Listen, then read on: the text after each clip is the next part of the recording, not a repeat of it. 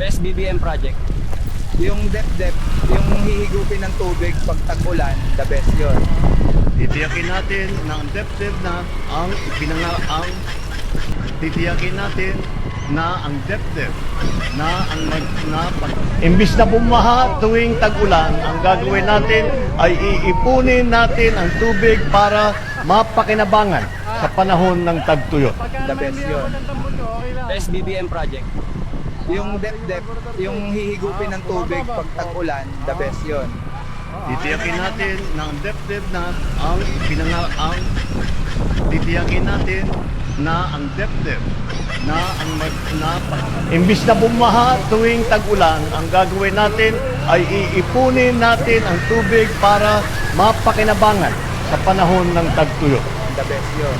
I scream for